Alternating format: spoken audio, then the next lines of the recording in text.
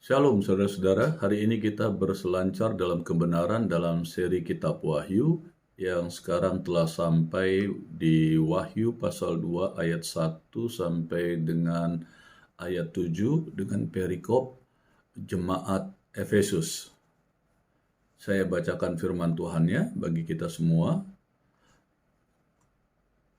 Tuliskanlah kepada malaikat jemaat di Efesus, inilah firman dari Dia yang memegang ketujuh bintang itu di tangan kanannya dan berjalan di antara ketujuh kaki dian emas. Aku tahu segala pekerjaanmu, baik jeripayamu maupun ketekunanmu. Aku tahu bahwa engkau tidak dapat sabar terhadap orang-orang jahat, bahwa engkau telah mencobai mereka yang menyebut dirinya rasul, tetapi yang sebenarnya tidak demikian, bahwa engkau telah mendapati mereka pendusta, dan engkau tetap sabar dan menderita oleh karena namaku, dan engkau tidak mengenal lelah. Namun demikian, aku mencela engkau karena engkau telah meninggalkan kasihmu yang semula. Sebab itu, ingatlah betapa dalamnya engkau telah jatuh, bertobatlah, dan lakukanlah lagi apa yang semula engkau lakukan. Jika tidak demikian, aku akan datang kepadamu, dan aku akan mengambil kaki dianmu dari tempatnya, jikalau engkau tidak bertobat. Tetapi ini yang ada padamu, yaitu engkau membenci segala perbuatan pengikut-pengikut Nikolaus, yang juga kubenci. Siapa bertelinga, hendaklah ia mendengarkan apa yang dikatakan Roh kepada jemaat-jemaat. Barang siapa menang, dia akan kuberi makan dari pohon kehidupan yang ada di taman Firdaus Allah. Saudara, dari ketujuh jemaat di dalam Wahyu pasal 1 yang telah dijelaskan, di mana Tuhan memberikan surat kepada 7 jemaat, yang hari ini kita berbicara tentang jemaat Efesus, saudara-saudara. Ternyata dari ketujuh jemaat itu, Pergamus adalah ibu kota resmi provinsi Asia. Ya, tetapi walaupun demikian, Efesus adalah kota hebat, saudara. Sering disebut terang Asia. Kota Efesus adalah pusat politik dan perdagangan. Efesus adalah pelabuhan terbesar pada zaman Yohanes, bahkan dikatakan pintu gerbang Asia, saudara. Dan seterusnya dikatakan Efesus adalah jalan raya para martir dan jalan raya menuju Roma, dan juga jalan yang membawa orang-orang Kristen dari Asia ke Roma untuk dilemparkan ke kandang singa. Nah, sebabnya disebut Efesus adalah jalan raya para martir. Jadi waktu kekristenan masuk dalam zaman aniaya, saudara, ketika mereka ditangkap, saudara, untuk dibawa ke Roma, itu melewati kota Efesus, saudara. Ya, sehingga nanti sampai di Roma, orang-orang Kristen yang ditangkap itu, saudara, diadu, saudara, dengan singa, dengan gladiator, dan dengan berbagai kekejaman-kekejaman lain yang dialami oleh orang-orang Kristen karena kepercayaannya kepada Kristus. Terusnya dikatakan kota Efesus adalah kota bebas. Kenapa demikian? Ya, Roma membebaskan kota Efesus itu untuk berkreasi atas kota itu. Ya, artinya mereka boleh mengatur semuanya dengan sebaik-baiknya, sepertinya otonom gitu ya, tapi sebenarnya mereka ada di bawah otorita Roma. Tetapi sama Roma diberikan kebebasan untuk pemimpin yang ada di kota Efesus mengelola kota Efesus itu sesuai dengan kemampuannya. Karena kenapa demikian? Karena di kota Efesus tidak ada kekacauan politis, saudara. Jadi dianggap kota yang paling aman dan kota tidak merepotkan tentara Roma atau pemerintahan Roma, sehingga sama Roma diberikan kebebasan untuk mengelola kota itu sendiri. Dan dikatakan dan tentara Roma tidak ditempatkan di Efesus, saudara. Begitu amannya, begitu tidak ada pemberontak-pemberontakan, sehingga kota Roma itu, bahkan tentara Romawi yang memang seharusnya menguasai kota itu, tidak ditempatkan di Efesus ya saudara. Dan seterusnya dikatakan kota Efesus adalah tempat penyembahan Dewi Artemis saudara. Dewi Artemis atau Dewi Diana saudara ya, Diana atau Diana saudara ya.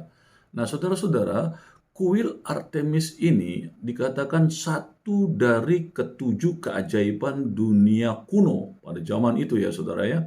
Dan dikatakan kuil Artemis itu panjangnya 425 kaki ya, atau sekitar 140 meter, dan lebarnya 220 kaki atau kurang lebih 70 meter, dan tingginya 60 kaki kurang lebih 20 meter. Tinggi sekali saudara gedungnya pada zaman itu.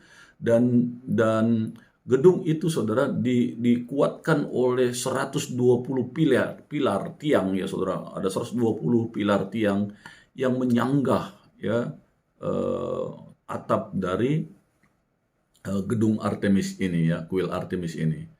Nah, di dalamnya ada patung Artemis saudara ya, digambarkan seperti perempuan yang memiliki banyak payudara saudara.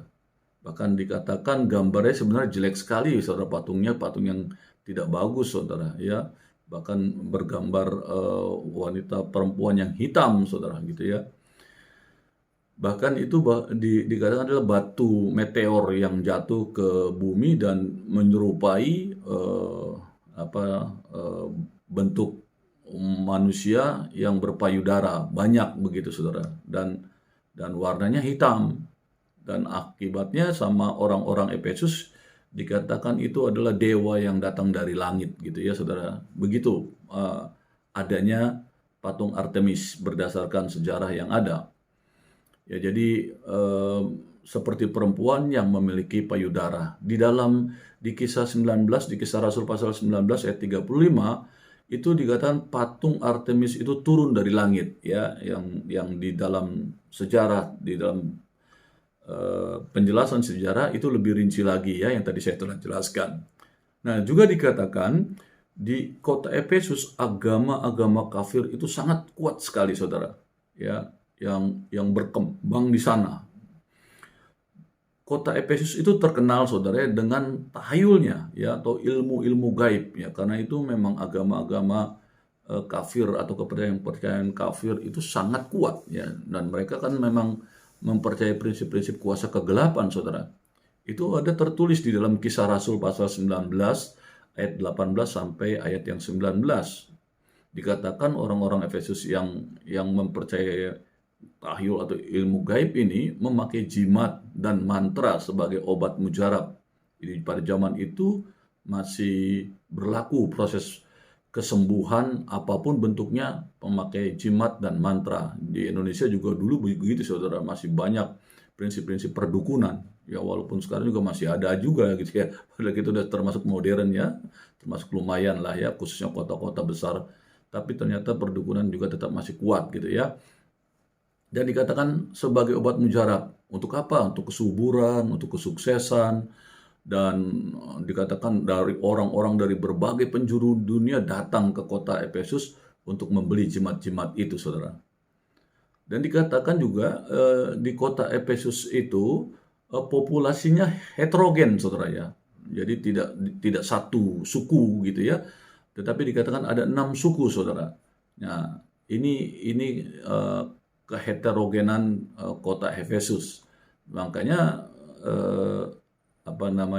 kota ini begitu luar biasa pertumbuhannya karena banyak dari berbagai suku, sehingga barangkali pola pikirnya begitu luas ya yang mereka dapat, sehingga pola pikir untuk berkembangnya lebih mudah karena banyak suku. Dan dia ada berbagai suku yang memiliki pemikiran-pemikiran yang akhirnya membuat banyak ide-ide ya. Kalau barangkali kalau hanya satu suku ya, apalagi dengan kepemimpinan yang otorita ya sudah, yang di bawahnya mana berani membuat masukan-masukan saudara. Tetapi dengan banyaknya suku ini, pemikiran-pemikirannya jadi akan lebih terbuka ya, lebih banyak yang bisa diterima atau dinyatakan atau diberikan kepada pemimpin di kota Efesus.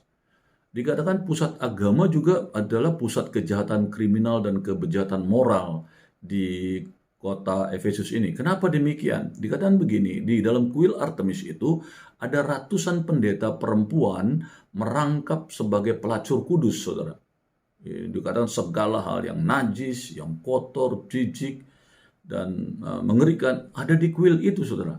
Jadi pendeta-pendeta ini disebut pelacur kudus adalah ketika setelah selesai ibadah yang mereka lakukan, mereka melakukan hubungan-hubungan pria dan wanita dengan cara-cara yang setelah kelar ibadah ya bisa saling berhubungan, dan itu sangat menurut firman Allah dijelaskan di dalam kitab Wahyu adalah sangat najis, sangat kotor, sangat menjijikan sekali. Dan juga dikatakan kenapa sampai terjadi hal-hal yang seperti itu, karena dikatakan penjahat yang berhasil lari ke kuil Artemis itu tidak bisa ditangkap, saudara, oleh para petugas karena ada hak perlindungan di kuil itu. Jadi mau penjahat apapun juga, pembunuh, pencuri, pemerkosa, begitu mereka lari ke kuil itu, keamanan tidak bisa menangkapnya karena mereka ada peraturan yang menetapkan tidak boleh ada orang ditangkap di kuil Artemis itu, saudara. Nah, mirip kalau di Israel, saudara, ada beberapa kota-kota yang ditetapkan oleh Musa untuk menjadi tempat kota pembebasan. Ya, dikatakan kalau di setiap suku ada kota-kota yang dibangun, saudara, ya. Ada beberapa kota di setiap suku disesuai dengan besar kecilnya wilayah suku-suku Israel dari kedua belah suku yang ada. Itu dikatakan kalau ada orang yang tanpa sadar membunuh seseorang yang dia tidak sadari atau yang dia tidak rencanakan, nah, dia bisa lari ke kota itu untuk minta pertolongan supaya dia tidak bisa ditangkap sembarangan atau mau dibunuh, dibalas oleh orang yang dibunuh olehnya yang tanpa sadar itu, saudara, atau gara-gara binatang yang mati atau karena perbuatan apa saja yang melanggar hukum yang akibatnya dia akan dihukum oleh masyarakat setempat atau oleh hukuman yang ada. Untuk pembelaannya biasanya orang-orang ini lari ke kota yang dikatakan adalah kota untuk mengamankan mereka begitu mereka masuk di kota itu, kota yang memang telah ditetapkan oleh Musa. Setiap suku ada kota-kota yang dibangun di kota itu. Setiap orang yang melakukan kesalahan yang dikatakan dia merasa tidak bersalah, dia boleh masuk ke situ. Tapi kan nanti diadili. Kalau ketahuan dia salah ya tetap dihukum, gitu ya. Tetap adil dalam konteks Yahudi, saudara. Walaupun ada kota pembebasan yang dibuat di suku-suku yang ada, tapi prinsip hukumnya tetap berjalan, saudara. Kalaupun dia ternyata benar, salah, dia harus dihukum. Tapi kalau di kota Efesus ini, khususnya di kuil Artemis ini, tidak, saudara. Begitu masuk, selesai, saudara. Dan seterusnya, dia bebas hidup di kuil Artemis itu, saudara. Jadi jangan kaget di tempat itu kumpulan penjahat-penjahat yang nggak bertobat ngumpul saja, sehingga ada perbuatan-perbuatan najis yang tidak benar ini terjadi, saudara. Karena keagamaan mereka mentolerir perbuatan-perbuatan yang tidak baik itu. Ya, sehingga terjadinya lah ya pembentukan pendeta perempuan yang merangkap sebagai pelacur kudus itu, ya karena orang-orang yang mendadak ada di sana adalah orang-orang yang tidak kudus, yang tanpa sadar mentolerir itu, tanpa sadar menjadi sebuah aturan-aturan yang mereka buat untuk kesenangan-kesenangan mereka, ya saudara ya. Jadi kota yang sangat buruk dalam hal moral dan hukum. Namun di Efesuslah benih kekristenan ditanam dan menghasilkan buah iman dan kasih yang lebih banyak, saudara. Ini dahsyatnya ya kota Efesus ini. Dikatakan juga, saudara, sejarah menuliskan Paulus itu tinggal lebih lama, saudara, di Efesus. Ya, ada di dalam Kisah Rasul pasal 20 ayat 31 dijelaskan bahwa Paulus tinggal di kota Efesus. Seterusnya ada Timotius, ya, murid Paulus yang dikatakan menjadi uskup yang pertama di Efesus. Ya, ada di dalam 1 Timotius 1 ayat 3, ya, ayat pendukungnya. Seterusnya ada yang bernama Aquila dan Priscilla. Dan satu lagi Apolos, si ahli Taurat ini, saudara. Dikatakan mereka ada di Efesus. Ya, ayatnya Kisah Rasul pasal 18 ayat 19, 24, 26 yang menuliskan tentang Aquila, Priscilla dan Apolos, saudara. Dijelaskan juga di kota Efesus ini Paulus itu akrab dengan penatua di Efesus. Ya, dasar firman Tuhannya Kisah Rasul pasal 20 ayat 17 sampai 38. Dan ternyata dalam perjalanan waktu dikatakan Yohanes menjadi tokoh yang penting di Efesus, saudara. Dikatakan dia melayani di kota ini sampai dibuang ke Pulau Patmos. Jadi lama sekali Yohanes itu tinggal di Efesus, saudara. Bahkan dikatakan sampai dibuang, saudara, ke Pulau Patmos. Bahkan dikatakan legenda mengatakan bahwa Maria ibu Yesus itu dibawa ke Efesus. Dan diperkirakan menurut legenda Maria dikuburkan di sana, saudara. Jadi kota Efesus sekarang ternyata, saudara, zaman-zaman sekarang ini ya, saudara, itu tinggal puing-puing reruntuhan. Ya, dan letaknya kota Efesus itu jaraknya 6 mil dari pantai. Nah, ini, saudara, penjelasan Wahyu pasal 2 ayat 1 sampai 7 tentang jemaat di Efesus. Perawalannya saya jelaskan adalah tentang kota Efesus itu dengan segala peradabannya, dengan segala produk politik dan ekonominya yang tadi saya sudah jelaskan. Nah, sekarang kita mau mengupasnya dari ayat-ayat yang memang dituliskan di dalam Wahyu pasal 2 ayat 1 sampai dengan 7 untuk jemaat Efesus ini, saudara. Nah, dikatakan di dalam ayat yang pertama, tuliskanlah kepada malaikat jemaat di Efesus, inilah firman dari dia yang memegang ketujuh bintang itu di tangan kanannya dan berjalan di antara ketujuh kaki dian emas ini. Nah, saudara, dikatakan Yesus memegang ketujuh bintang. Digenggam artinya secara seluruh. Namanya megang begitu, jadi dipegang penuh gitu ya. Artinya semua jemaat ada di dalam genggamannya ya. Ini mau menunjukkan ketika Yesus memegang ketujuh bintang gitu ya.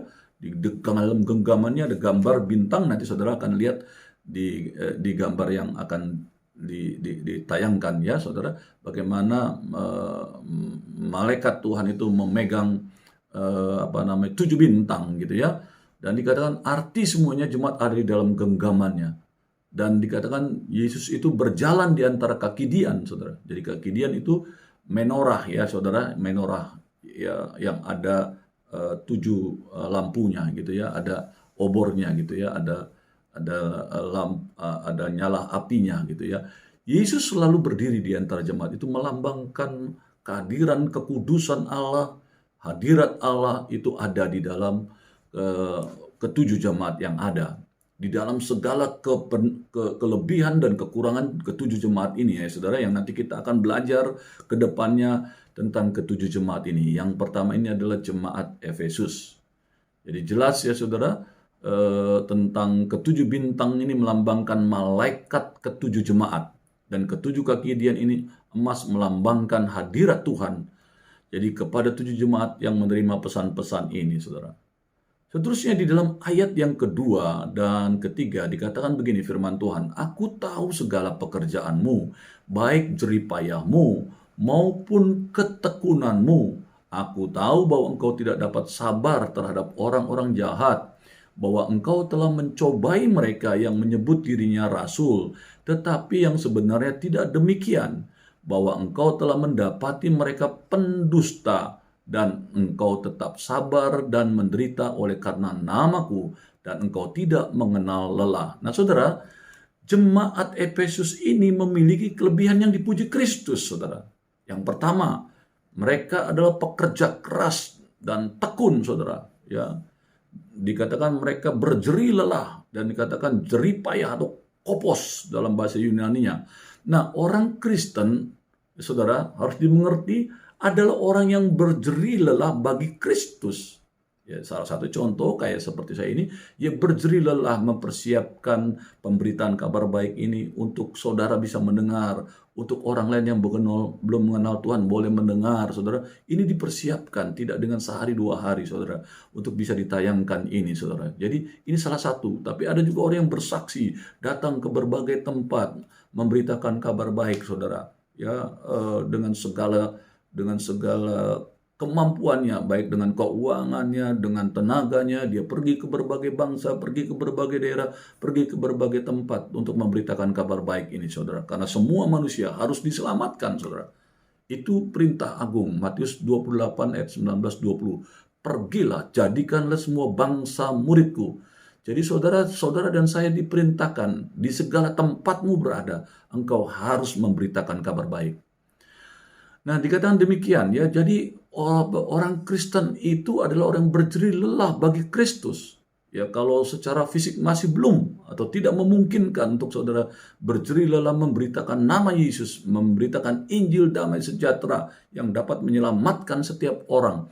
Dikatakan saudara dapat berjerih lelah dengan doa. Kalau saudara tidak bisa kemana-mana tapi punya keuangan yang cukup, saudara berdonasi ya kepada gereja-gereja atau orang-orang yang saudara tahu memiliki kerinduan yang luar biasa untuk memberitakan kabar baik ke semua tempat, saudara. Ya, itu penting. Atau kalau paling tidak saudara dengan doa, kalau keuangan nggak ada, tenaga nggak ada, setidak-tidaknya saudara berdoa untuk gereja-gereja, untuk hamba-hamba Tuhan yang memberitakan kabar baik. Ya kayak saya seperti ini, saudara berdoa supaya saya juga semakin rindu, semakin kontinu memberitakan kabar baik ini, sehingga kerinduan akan banyak orang yang mengenal Yesus melalui pemberitaan ini, saudara ya. Nah, ini yang dikatakan tentang jemaat di Efesus. Kristus yang bangkit memuji ketekunan jemaat di Efesus. Ya, ketekunan itu bahasa Yunani hupomone. Itu saudara penderitaan, tapi menyenangkan Tuhan. Ketekunan untuk memberitakan kabar baik. Kalau saudara pergi ke satu tempat, ternyata tempat itu tidak menerima saudara dengan baik. Wah, itu jadi siksaan saudara. Saudara dihina, saudara bahkan bisa diusir, saudara bisa dipukuli, saudara bisa dianiaya karena nama Tuhan, saudara. Ya, tapi itulah yang disebut hupomone. Ketekunan memberitakan nama Yesus sehingga saudara mengalami penderitaan. Tapi bagi kita orang percaya itu adalah kabar yang menyenangkan ketika saudara memberitakan nama Yesus, saudara teraniaya. Seterusnya dikatakan aktif dalam kegiatan dan pekerjaan, ya. Sangat tegas saudara dalam hal pengajaran.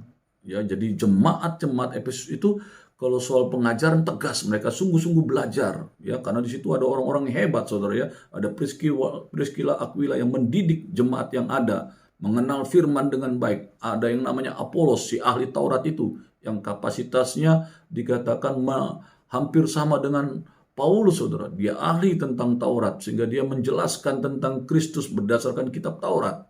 Begitu luar biasa dia menopang Paulus di kota Efesus. Maka jangan kaget saudara, jemaat Efesus itu pandai-pandai saudara tentang kebenaran firman.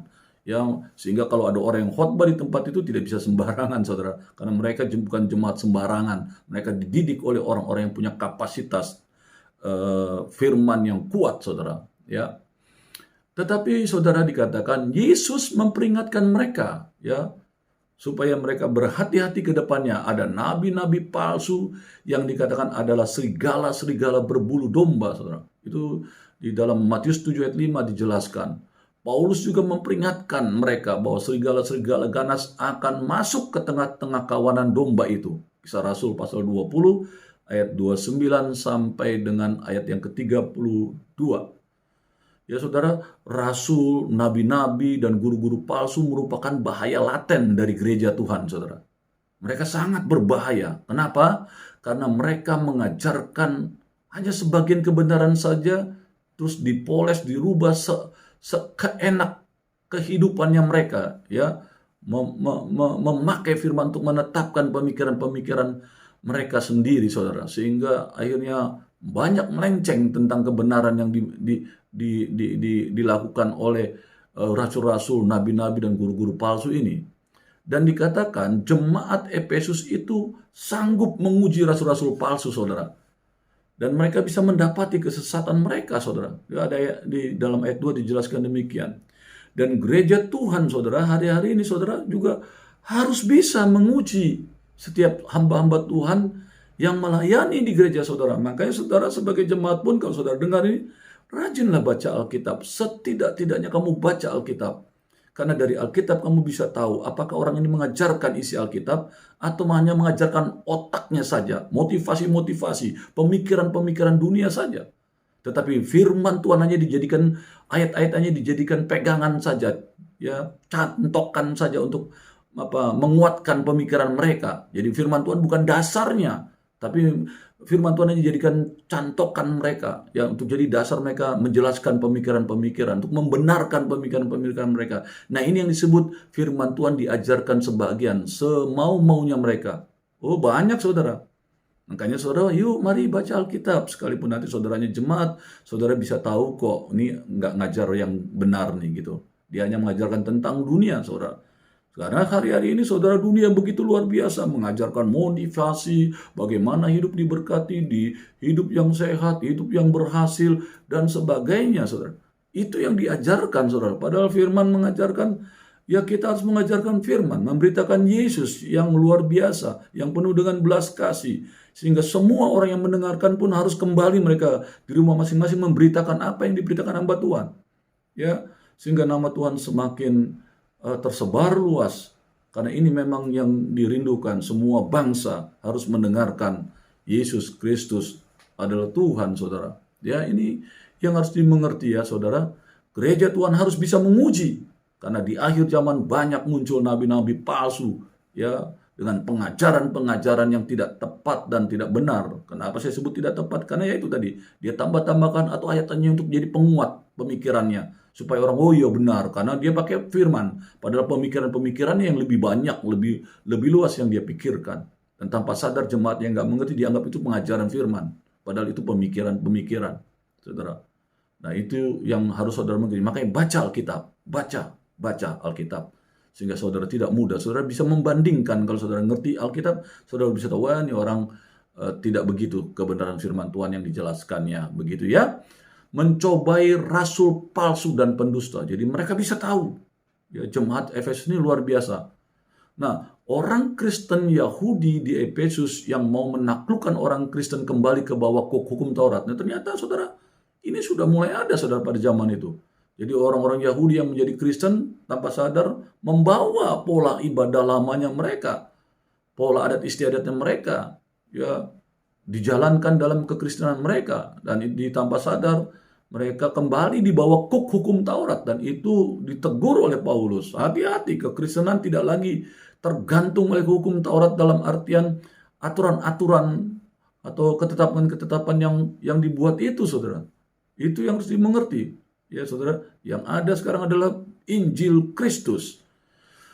Atau ada orang yang mau mengubah kekristenan menjadi kebebasan untuk berbuat semaunya. Sekali selamat, tetap selamat, tapi dipakai dengan cara-cara yang tidak benar, saudara. Yesus benar mengajarkan sekali selamat, tetap selamat, pasti, ya saudara. Tapi jangan kita meremehkan keselamatan yang diberikan Tuhan, saudara. Kita juga harus berjaga-jaga. Karena banyak orang yang nanti akan menipu kita dengan nabi-nabi palsu yang mengajarkan tentang keselamatan. Sudah selamat ya sudah, nggak usah pusing tentang hidup dan seterusnya, pasti selamat. Ya nggak gitu juga saudara ya. Kita, kekristenan kita mengajarkan bahwa kita juga harus menghargai keselamatan itu saudara ya. Kita harus menjaga dengan baik keselamatannya. Kita juga harus jadi teladan bagi orang sekitar kita tentang kekristenan ini. Ya saudara. Seterusnya juga dikatakan ada pengemis-pengemis profesional saudara. Ya, gereja dijadikan tempat untuk mendapatkan bantuan-bantuan sosial dan tipu-tipu. Gereja membawa nama pendeta, membawa nama gereja, nama organisasi, ya terus membawa orang-orang miskin, dijadikan alat untuk meraih kekayaan atau mengarik uang-uang. Nah ini yang disebut pengemis-pengemis profesional, pandai-pandai mereka ya, pendidikan tinggi ya, mereka memakai jemaat-jemaat untuk menjadi alat mereka mengeruk, ya cari donatur-donatur, saudara. Ya, ini jadi mendapatkan bantuan-bantuan sosial. Ini pengemis-pengemis profesional, saudara. Banyak sekarang ya gereja-gereja yang melakukan hal seperti ini, saudara. Ya, dan ini harus hati-hati, saudara. Kalau saudara ngerti firman, saudara nggak akan mau, saudara. Ya, karena saudara tahu Tuhan Allah akan mencukupkan segala sesuatu yang saudara butuhkan. Tidak perlu saudara jadi pengemis. Ya, menguji roh-roh yang mengatakan bahwa mereka datang dari Allah. Ya, nah ini diuji, saudara. Orang Kristen di Efesus ini luar biasa, jemaat di Efesus ini. Bahwa Yesus yang datang sebagai manusia berasal dari Allah. 1 Yohanes 4 ayat 1-3. Terus dikatakan, ujilah segala sesuatu. Ayatnya 1 Tesalonika 5 ayat 21. Ya, untuk pengkhotbah juga perlu diuji, saudara. 1 Korintus 14 ayat 29. Dan dikatakan dari buahnya lah kamu mengenal mereka. Ya, Tuhan mengingatkan itu di dalam Matius pasal 7 ayat 15-20. Ngaku Tuhan, Tuhan, Tuhan, tapi Tuhan berkata, aku nggak kenal engkau. Ya bahaya saudara. Bisa termasuk kami ini yang seperti kayak Sepertinya juga ini, kita juga harus berjaga-jaga. Ya saudara, nah itu penting saudara. Tapi Tuhan katakan mereka sabar dan menderita karena nama Tuhan. Dan tidak mengenal lelah. Luar biasa saudara. Seterusnya di dalam ayat 4 dan 5 dikatakan, namun demikian aku mencela engkau, karena engkau telah meninggalkan kasihmu yang semula. Sebab itu ingatlah betapa dalam yang kau telah jatuh. Bertobatlah dan lakukanlah lagi apa yang semula engkau lakukan. Jika tidak demikian, aku akan datang. Saudara, dikatakan demikian, kepadamu dan aku akan mengambil kaki dianmu dari tempatnya jikalau engkau tidak bertobat. Ya saudara-saudara, namun hal-hal baik yang jemaat Efesus lakukan ternyata dicela oleh Tuhan Yesus karena kehilangan kasih semula. Pandai, tegas terhadap rasul-rasul, nabi-nabi palsu, guru-guru palsu, saudara. Tapi ternyata Tuhan cela. Kenapa? Kita baca. Karena begitu gencarnya memperhatikan rasul dan guru-guru palsu sampai kehilangan kasih. Jadi datang ke gereja hanya melihat nih khotbahnya palsu atau enggak gitu ya. Tanpa sadar jadi seperti itu saudara. Padahal kita datang ke gereja ya kita untuk beribadah ya saudara. Dan mendengarkan kebenaran firman Tuhan. Dan tidak perlu kita menjadi hakim. Kita dengarkan saja dengan sukacita. Kan kita sudah punya pengetahuan, nanti juga kita tahu kok dalam perjalanan. Tapi kita datang ke gereja, kita ingin beribadah bersama dengan jemaat yang lain, memuji, menyembah, memuliakan Tuhan dan mendengarkan suaranya melalui firman yang hamba Tuhan jelaskan. Ya, tapi tidak begitu datang kita siap nih pendeta ini palsu apa enggak, ajaran salah atau enggak, sesat atau enggak. Wah, saudara kalau seperti itu saudara ke gereja hanya sekedar untuk jadi hakim yang agung, saudara. Ya tidak boleh begitu ya, perlu pengetahuan. Tapi saudara nanti akan bersikap dengan baik, mengikuti ibadah dengan baik. Manakah yang dari Tuhan, saudara akan tahu dan saudara akan bijaksana mensikapinya. Itu yang harus dimengerti ya. Segala kewajiban dan tugas itu baru lengkap sempurna jika didasari cinta kasih saudara. Artinya antara cinta kasih, tindakan yang benar, dan kesetiaan pada pengajaran yang benar itu harus berjalan seimbang dan harmoni dalam kehidupan umat Kristus. Ya, saudara ingat bagaimana anak yang terhilang, saudara ya. Begitu bapaknya ditinggalkan sama anak yang durhaka ini, yang disebut anak durhaka ya saudara, mereka masih muda, terus dia minta warisannya dan dia tinggalkan bapaknya, akhirnya dia mengalami masalah, jatuh miskin kembali, dia berbalik kepada bapaknya minta ampun dan bapaknya penuh dengan kasih. Bukankah demikian gereja seharusnya? Kalau ada orang-orang yang datang ke gereja penuh dengan dosa, bukankah itu memang yang Tuhan ajarkan untuk kita mengajarkan mereka, mengampuni mereka, memulihkan kehidupan mereka. Bapa yang baik itu menerima anaknya kembali, tidak dengan marah-marah karena sudah mengambil banyak harta bapaknya, tetapi begitu balik, bapaknya memeluk anaknya, memberikan pakaian yang baru, sepatu yang baru, bahkan dikatakan dibuat pesta. Ya saudara, begitulah gereja seharusnya kepada orang-orang yang baru, yang belum mengenal Tuhan dan baru mau mengenal Tuhan. Ya saudara, harus dikasihi. Dan dikatakan cinta kita kepada Tuhan itu perlu saudara. Ya, contoh kepada Marta dan Maria. Ya, ketika Yesus datang, Marta sibuk membuat makanan, mengatur semuanya dengan baik. Sepertinya itu hal yang baik, tidak salah saudara. Tetapi Tuhan katakan, Marta, Marta, kamu berlelah-lelah. Tetapi bahkan dikatakan Yesus, Maria melakukan hal yang benar. Yesus datang, dia duduk, dia mendengarkan apa yang dikatakan Yesus. Itulah yang Yesus hargai. Jadi berbuat baik itu baik. Tetapi saudara berhubungan dengan Yesus itu yang terbaik. Hari-hari ini bagaimana hidupmu? Apakah engkau berhubungan dengan Tuhan? Engkau rajin berdoa, makan berdoa, bekerja berdoa, sekolah berdoa, mau tidur berdoa? Atau apa saja? Ataukah saudara baca firman atau tidak? Saudara yang tahu, apakah engkau dekat dengan Tuhan atau saudara sibuk dengan pekerjaanmu, dengan alasan untuk memberi makan keluargamu, atau sebagainya. Saudara, cintalah kepada Tuhan, cari hadiratnya. Ambil waktu saudara, berikan yang terbaik untuk saudara bisa memuji, menyembah dia. Entah di sendiri, entah berkeluarga, entah saudara membaca firman Tuhan untuk memberikan waktu yang terbaik kepada Tuhan dekat denganmu dan kau dekat dengannya. Nah, saudara-saudara, kita dapat terlibat dalam usaha-usaha pemberitaan Injil, dan kita pun dapat memiliki pengetahuan rohani karena kita mempelajari firman Allah dengan baik. Kita sekolah teologi sehingga dapat membedakan pengajaran yang salah dan benar. Tetapi kita pun dapat kehilangan kasih yang mula-mula itu. Ya, karena kita udah jago firman, ahli teologi, dikit-dikit sesat, dikit-dikit sesat. Kayak kita udah yang paling hebat sendiri aja. Akhirnya kita nggak ada kasih apa-apa lagi. Membenarkan diri dengan kebenaran kita. Orang lain salah.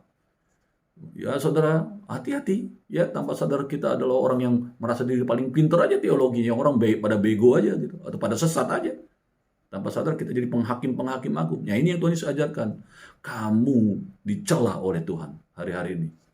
Yuk mari, sekalipun orang berdosa saja saudara, menghujat Tuhan, yang membunuh aja Tuhan panggil. Rasul Paulus salah satu contoh, membunuh murid-murid, Tuhan panggil. Apalagi yang sekedar salah sedikit tentang ajaran menurut pemikiran saudara, yang belum tentu juga salah dari pemikiran kebenaran firman Tuhan. Karena kan berbagai pemikiran yang ada, saudara. Sehingga kita tidak boleh gampang menghujat orang, menghukum orang, ya, mengatakan orang sesat dan sebagainya. Tidak seperti itu, saudara. Ya, kita jangan seperti orang buta, ya, yang memegang kerbau dari berbagai sisi. Ada yang megang atau memegang kerbau dari pantatnya, dari kakinya, dari kepalanya, dari badannya, sehingga kita menganggap, oh, yang namanya kerbau itu kecil kayak pecut karena kita pegang buntutnya. Jadi jangan menganggap kita sempurna. Tidak ada yang sempurna. Kalaupun kita lihat ada teman kita salah, kita mengerti, ya nggak apa-apa. Kita bisa menjelaskan, kita jelaskan penuh dengan kasih. Tidak perlu merasa kita adalah orang yang paling suci, paling benar, orang lain sesat. Tidak begitu, saudara. Kita tidak ada yang sempurna. Tidak ada manusia yang tidak berdosa. Harus mengerti itu, sehingga kita tidak semudah itu mensesat-sesatkan orang. Kita dapat terlibat, ya saudara, kan dalam hal berpendidikan yang hebat, ya, sehingga akhirnya kita merasa kita ada orang yang lebih mengerti daripada orang lain. Nah, kepada jemaat Korintus, Paulus mengingatkan ini, sekalipun kita melakukan perbuatan yang hebat, spektakuler katanya, karena kamu pinter, kamu hebat, kamu kaya, kamu punya jabatan dan sebagainya. Dikatakan jikalau tanpa kasih semuanya kosong adanya. Ya, saudara, ini karena ini memang demikian. Jadi Tuhan bilang, kalaupun kita lihat ini ada orang yang memang sesat sekalipun, emang kenapa, saudara? Ya memang betul ada orang yang memang waktunya memang sesat, kan, tapi yang tahu Tuhan apakah dia benar-benar sesat atau tidak. Siapa tahu hati manusia, siapa tahu otak manusia. Betul omongannya, pengajaran sepertinya sesat, tapi kita kan nggak tahu hatinya. Apakah dalam perjalanan dia mengerti kesalahannya, dia minta ampun, saudara nggak tahu. Jadi ya kalau memang kita mengerti ada kesalahan-kesalahan, yuk bisa kita perbaiki. Kalau tidak, ya sudah, kita berdoa untuk orang itu supaya dia dipulihkan. Betapa indahnya kekristenan seharusnya. Tidak perlu kita saling menghujat, ya saudara. Di dalam 1 Korintus 13 ayat 1-3 dikatakan, sekalipun aku dapat berkata-kata dengan semua bahasa manusia dan bahasa malaikat, tetapi jika aku tidak mempunyai kasih, aku sama dengan gong yang berkumandang dan canang yang gemerincing. Saudara. Seterusnya, sekalipun aku mempunyai karunia untuk bernubuat, dan aku mengetahui segala rahasia, karena kita pandai teologi, pandai ilmu dan sebagainya. Dan dikatakan memiliki seluruh pengetahuan. Dan sekalipun aku memiliki iman yang sempurna untuk memindahkan gunung, banyak melakukan mujizat-mujizat yang hebat. Tetapi jika aku tidak mempunyai kasih, aku sama sekali tidak berguna.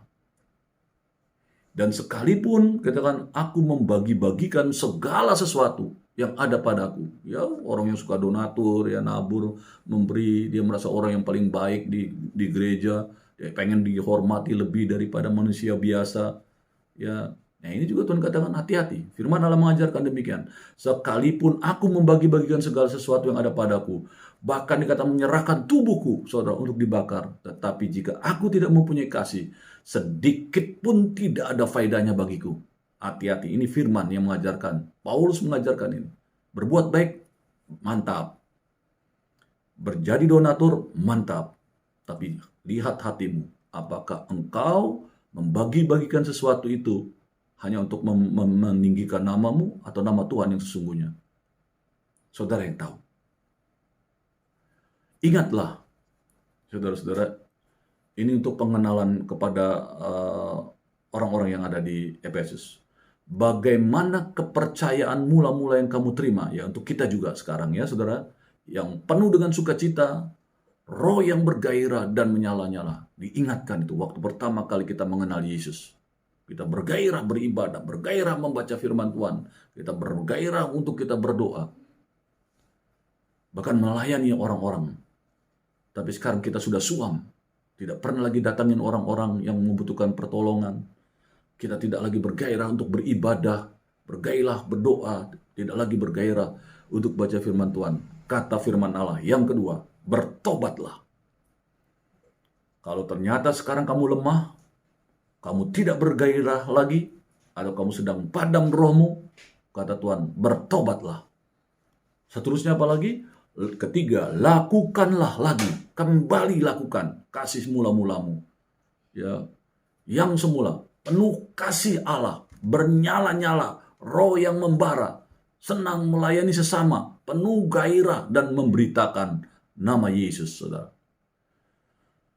Ya saudara-saudara, ini yang harus kita mengerti. Bagaimana kita bisa memulihkan roh kita supaya kita bisa nyala-nyala lagi.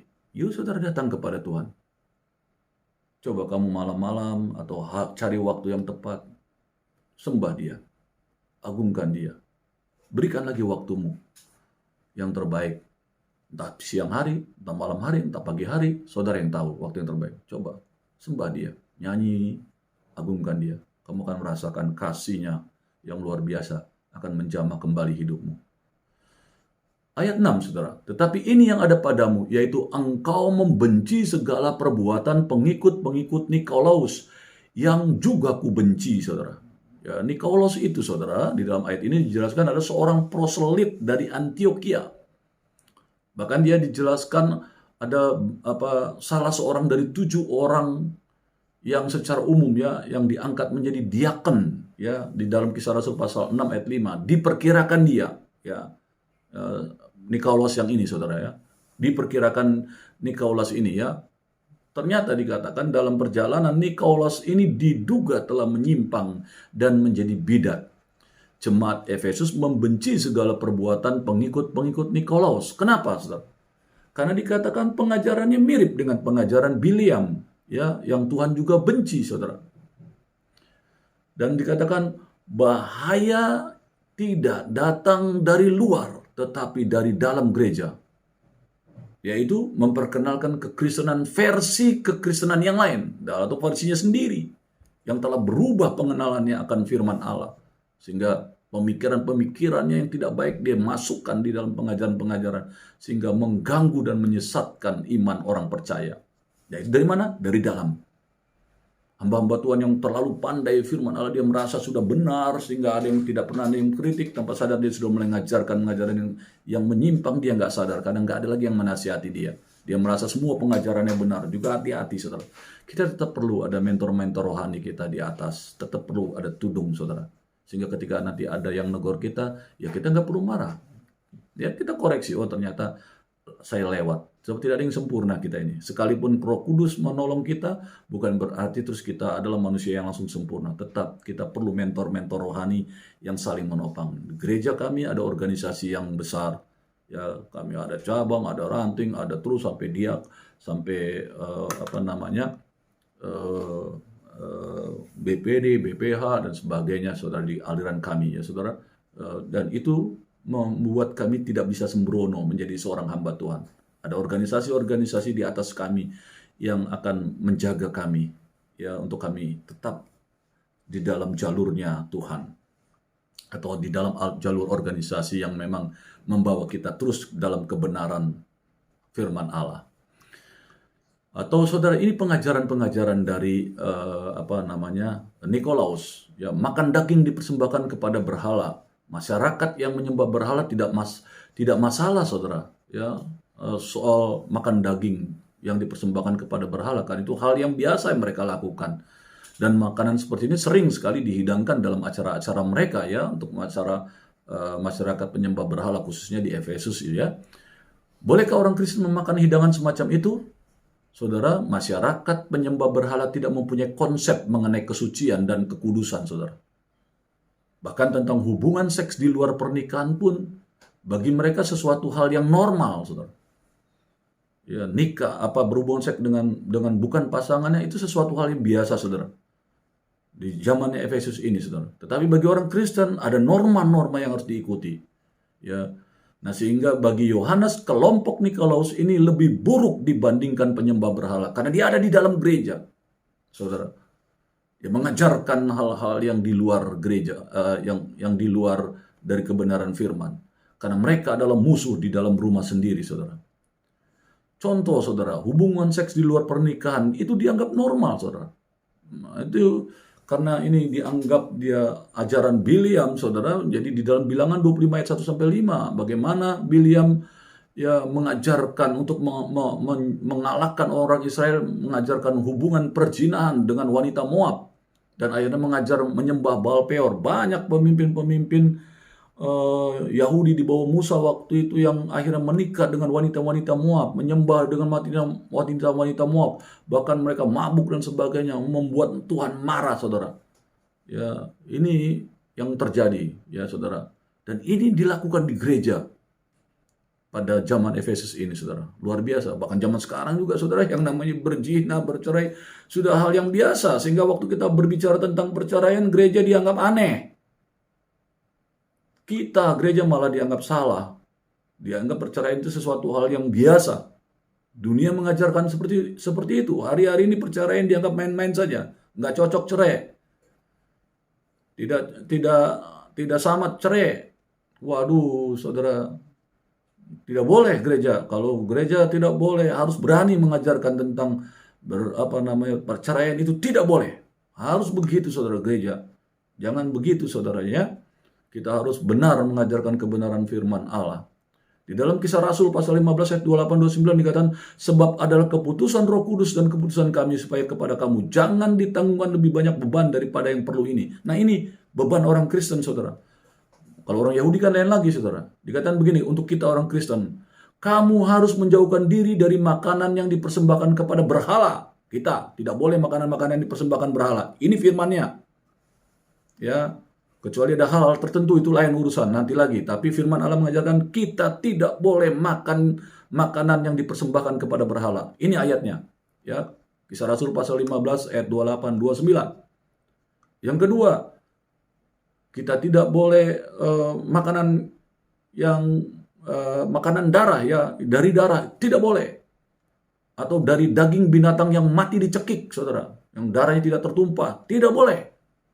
Ya, itu firman Allah mengajarkan demikian. Ya, jadi dari darah atau daging binatang yang matinya dicekik, akhirnya darah tidak keluar. Nah, itu tidak boleh. Prinsip pengajaran kita, binatang harus dipotong, darahnya harus tercurah. Seterusnya dikatakan kita harus menjauhkan diri dari percabulan, saudara. Wah, ini hati-hati ya. Jadi hati-hati perselingkuhan sekarang di gereja. Haleluya. Yes, harusnya nggak boleh, haleluya, saudara. Ya, keterlaluan sekali. Pelayan Tuhan berzina dengan pelayan Tuhan, dengan jemaat hamba Tuhan melakukan berzina dengan jemaat dan sebagainya. Jadi contoh dari dalam yang tidak baik, saudara. Ya, jadi kalau kamu memelihara diri dari hal-hal ini, kata firman Allah, kata Petrus, kamu berbuat baik. Dikatakan Allah membenci aliran sesat yang mengajarkan bahwa kita tetap selamat, sekalipun pada saat yang sama kita hidup dalam dosa, dalam kedagingan, dalam percabulan, dalam perzinahan, dan sebagainya. Ya, ini tidak bisa, ya, hal seperti ini harus diingatkan. Keselamatan itu juga harus saudara hargai. Tidak boleh hidup seenak-enaknya setelah diselamatkan. Dengan jelas perjanjian baru menyatakan hal yang sebaliknya, bahwa orang yang sedemikian tidak akan mendapat bagian dalam kerajaan Allah. 1 Korintus 6 ayat 9-10. Baca ya, saudara. Ingatlah kasih kepada Tuhan itu, saudara. Ketika saudara kasih kepada Tuhan itu lemah, maka kebencian kita terhadap dosa atau yang jahat juga akan melemah. Ya. Ingat baik-baik itu. Jadi marilah kembali kepada kasih-Mu yang semula. Supaya engkau terus menyala-nyala. Ya saudara, jangan lemah kasih-Mu kepada Tuhan. Sehingga kamu pun akan kuat untuk mengatakan tidak kepada dosa. Terakhir saudara, ayat 7 dikatakan, siapa bertelinga hendaklah ia mendengarkan apa yang dikatakan Roh kepada jemaat-jemaat. Barang siapa menang, dia akan kuberi makan dari pohon kehidupan yang ada di Taman Firdaus Allah. Ya, dikatakan arti bertelinga itu mendengarkan apa kata Roh. Itu maksud bertelinga ya, untuk mendengar. Jelas. Seterusnya dikatakan untuk menjadi pemenang.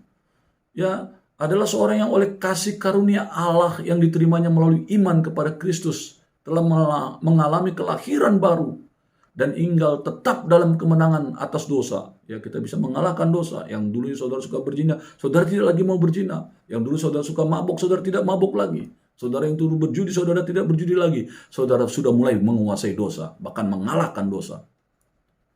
Ya, saudara menang atas dosa, atas dunia, dan atas iblis. Karena ada Kristus dalam hidup saudara. Akan diberi makan dari pohon kehidupan kalau kita menang, saudara. Apa itu pohon kehidupan, saudara? Di tengah-tengah Taman Eden, saudara, ada pohon kehidupan. Di dalam Kejadian 2 ayat 9 dikatakan begini.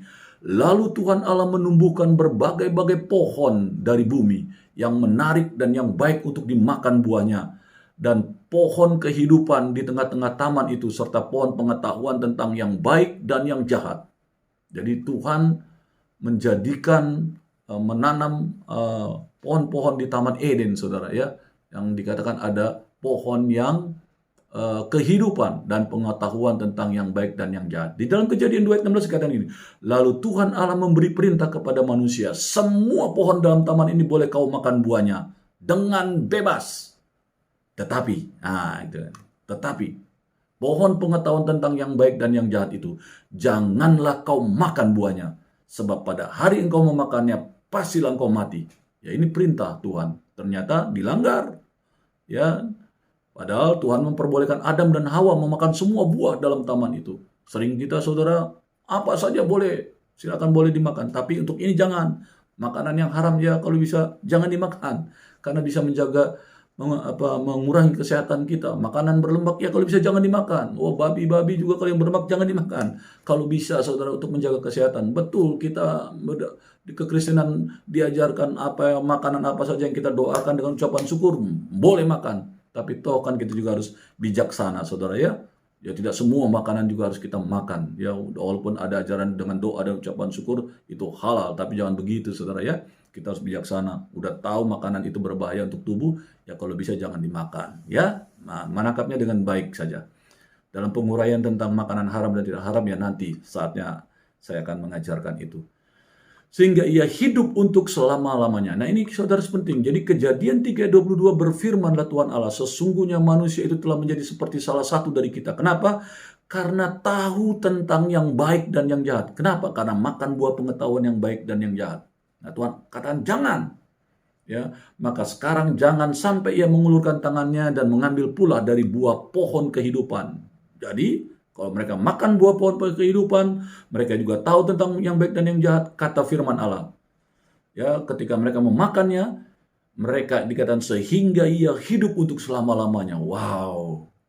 Maka Tuhan akhirnya memberikan malaikat di Taman Eden dengan berpegang mengusir Adam dan Hawa karena mereka sudah mengerti tentang pengetahuan yang baik dan yang jahat. Tapi mereka tidak hidup kekal. Makanya supaya mereka tidak hidup kekal, di sana di dalam Taman Eden ada pohon kehidupan yang kalau mereka makan mereka akan kekal. Ya saudara. Nah seterusnya ada kata Firdaus saudara. Kata ini sangat indah. Maknanya ya pasti sulit didefinisikan. Ya, kata Firdaus berasal dari kata Persia saudara ya. Ya, ada seorang yang bernama Xenophon, ya saudara, dikatakan dia banyak menulis mengenai Persia, ya yang sekarang adalah Iran, saudara ya, negara Iran. Dan dialah yang memperkenalkan kata ini ke dalam bahasa Yunani yang artinya taman yang menyenangkan. Firdaus adalah kata yang manis untuk melukiskan suatu keindahan yang tenang, saudara. Nah, saudara-saudara, di dalam kitab Septuaginta kata Firdaus digunakan satu untuk Taman Eden, ya. Yang kedua untuk taman taman milik pemerintah. Taman-taman yang milik pemerintah, saudara, itu juga disebut Firdaus. Ayatnya ada di mana? Di dalam kitab Yesaya pasal 1 ayat 30 dikatakan, Yesaya menjelaskan kebun yang kekurangan air, ya kebun itu Firdaus, saudara. Atau di dalam Yeremia 29 ayat 5, buatlah kebun untuk kamu nikmati hasilnya. Ya, itu menjelaskan kata kebun itu adalah Firdaus. Atau di dalam kitab Pengkhotbah 2 ayat 5 mengatakan, aku mengusahakan bagiku kebun-kebun dan taman-taman dan menanamnya dengan rupa-rupa pohon buah-buahan. Ya, itu dijelaskan adalah Firdaus. Saudara, kata Firdaus ini dalam pemikiran Yahudi itu dikatakan sebuah tempat yang kekal, saudara. Nah, pemikiran Yahudi mengenainya masa sesudah kematian, ya. Semua jiwa dari makhluk hidup dikatakan menurut pengajaran Yahudi adalah ke Hades, suatu tempat yang kelabu seperti bayangan. Ada seorang teolog yang terkenal, bahkan juga filsuf yang terkenal namanya Tertullianus, berpendapat bahwa tempat itu adalah sebuah gua yang amat besar, luas di bawah bumi. Namun di sana ada bagian yang istimewa, yang di dalamnya para bapa leluhur Israel atau patriark itu dan nabi-nabi tinggal, dan itulah Firdaus, ya menurut Tertullianus. Jadi hanya satu jenis orang yang langsung masuk ke tempat itu menurut Tertullianus, dan itulah para martir. Jadi kata kuncinya untuk saudara bisa langsung masuk ke Firdaus, saudara harus punya kunci untuk membuka Firdaus. Apakah itu? Darah kehidupanmu sendiri. Jadi untuk orang-orang yang martir, saudara, itu langsung terbuka pintu. Itu udah darahnya itu sudah kunci untuk dia masuk ke Firdaus menurut Tertullianus. Seterusnya ada juga seorang sejarawan terkenal namanya Philo, saudara. Dia menjelaskan Firdaus sebagai tempat yang tidak dikotori oleh hujan maupun salju maupun gelombang laut, tetapi oleh angin sepoi-sepoi segar yang lembut, yang bertiup tiada henti dari lautan ke tempat itu. Wow, sesuatu yang indah, saudara. Seterusnya dikata ada Origenes berpendapat bahwa semua orang Kristen yang meninggal dunia akan tinggal di suatu tempat di bumi yang dinamakan Firdaus. Dan seterusnya dikatakan dalam pemikiran Kristen yang sekarang ini, saudara, ya, dikatakan Firdaus akhirnya sama dengan sorga, saudara. Kenapa demikian? Dasarnya adalah Lukas 23 ayat 43. Hari ini engkau ada bersama-sama denganku di Firdaus. Waktu Yesus ada di kayu salib kepada salah satu penjahat yang ada di sebelah kirinya.